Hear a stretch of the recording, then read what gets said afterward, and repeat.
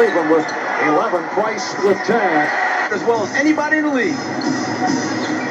Price with the steal. Daugherty handles the ball so well. Elo checking with Coach Glenn Wilkins. Price using the pick. It's a pick and roll. Has certainly had his way to this point against Robert Parrish. Parrish has 3 fouls. 8.5 remaining. In the third, Daugherty getting the position. Trying to do it, but he's thinking shot first. Daugherty.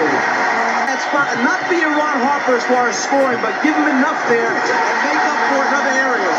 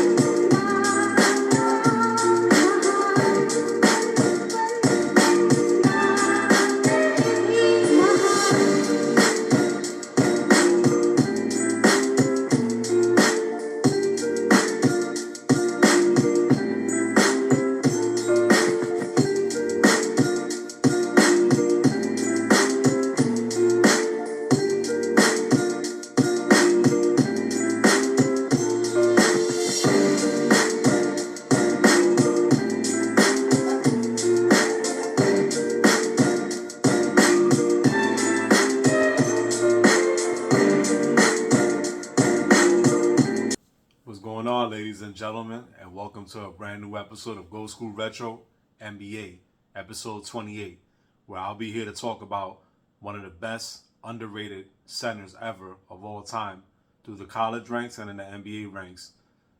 No other than Brad Daugherty. Thank you guys for tuning in, man, and I encourage you to listen and subscribe and tune into one of the best centers that I've ever seen growing up as a kid. And to this day, in my mind, should be enriched in the Hall of Fame, Brad Daugherty. So let's get it started. Brad Daugherty is mostly known for his days in North Carolina, for playing under Dean Smith, another legendary, iconic coach that I will be discussing on future tributes. And he also was a part of one of the most dynamic duos of the Cleveland Cavaliers and in NBA history with Mark Price, which doesn't get talked about a lot. If you guys just started following me and subscribing, I did a past episode on Mark Price, another iconic teammate he played under, and I will be doing many future greats that he's played with, especially Craig Elo, John Hot Rod Williams, and Terrell Brandon, to name a few, and the Nance Airlines, Larry Nance.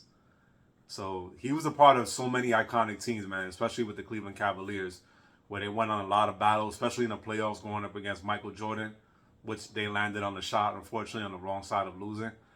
But the Cavaliers were a very good team, especially when they brought Daugherty along. He was featured with Ron Harper, whom he was drafted with at number 8, where Daugherty was drafted at number 1. Daugherty started his playing career in Black Mountain, North Carolina, where he played his high school ball for the Charles D. Oren Warhorses, where he led them to a state finals. He was a big, bruising man at 7 feet tall and weighing in at 275. And what I loved about Daugherty is that his back to the basket and actually his pick and roll acumen was so good, especially when he played under a very good point guard, which he played under two, Terrell Brandon and Mark Price.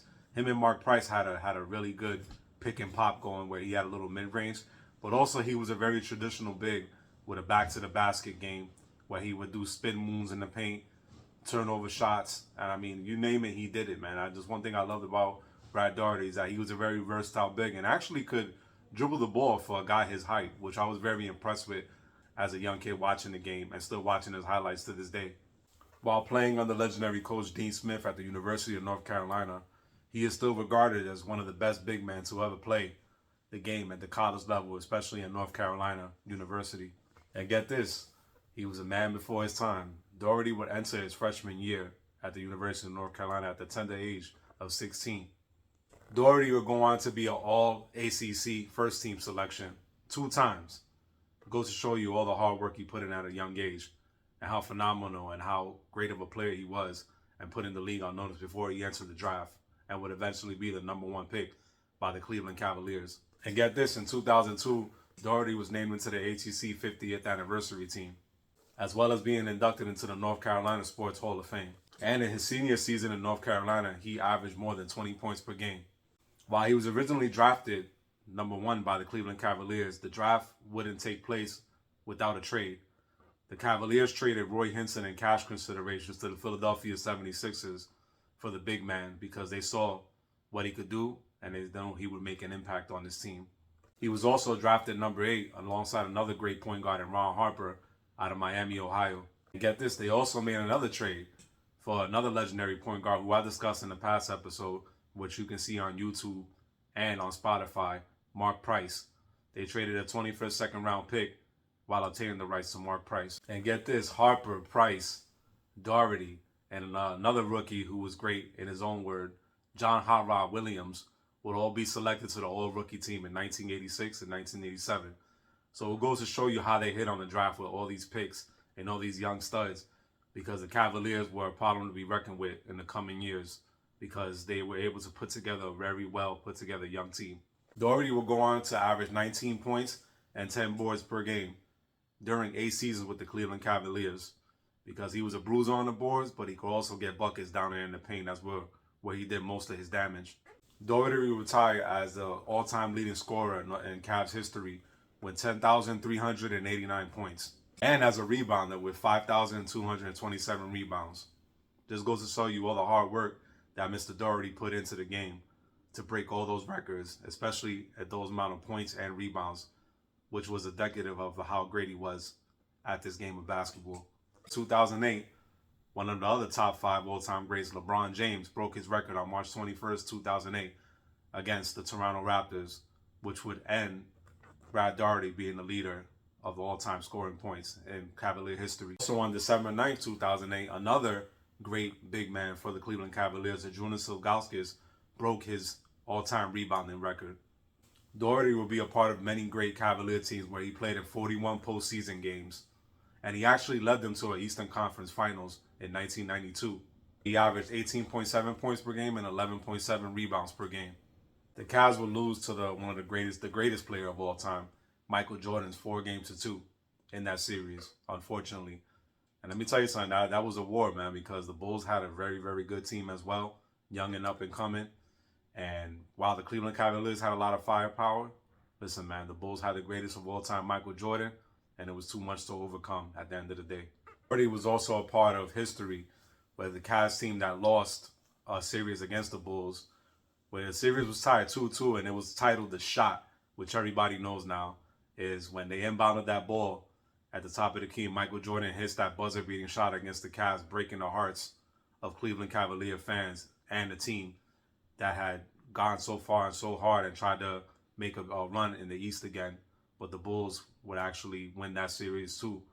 And it was heartbreaking. You could see it in Craig Elo's face, man, right after Michael Jordan hit that shot. It was tough, man. Not only was he knocking off a lot of accolades, he also became a 5-time All-Star in 89, 90, 91, 92, and 93. Just goes to show you the testament of all the hard work that Brad Daugherty has done.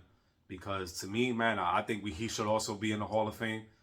It just sucks because his injury was his basketball career was stopped at a halt because of his back injuries.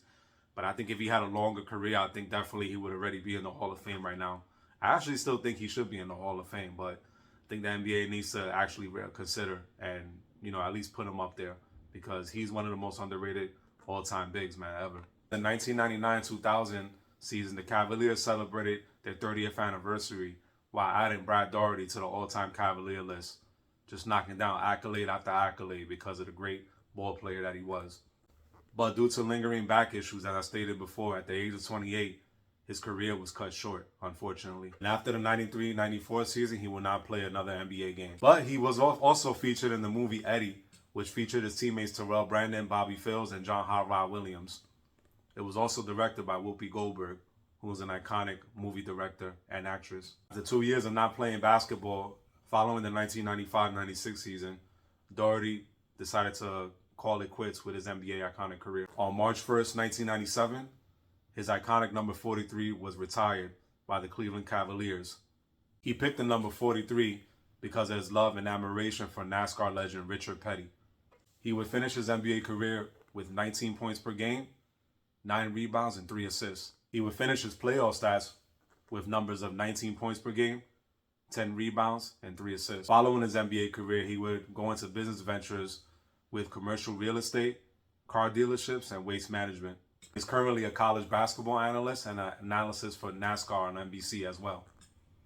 Goes to show you, man, he's a man of multi-talent, because not only was he a great basketball player, but he loved the hell out of racing, man, and he's doing what he does, and he's doing what he loves, and I appreciate and commend him for that. He's also active in scholarships for the Presbyterian Home for Children, which helps the child get picked for higher education. Hats off to Brad Daugherty, man, because not only is he a man of basketball and a man of a passion with NASCAR, and he donates a lot to these type of charities for children, but he's the man of the people, man. I got to commend him for that, developing our future leaders for tomorrow. He's also donated to Sonia Haynes' Black Culture and History. Get this, man, he also pursued his passion, again with NASCAR, owning a team called Liberty Racing.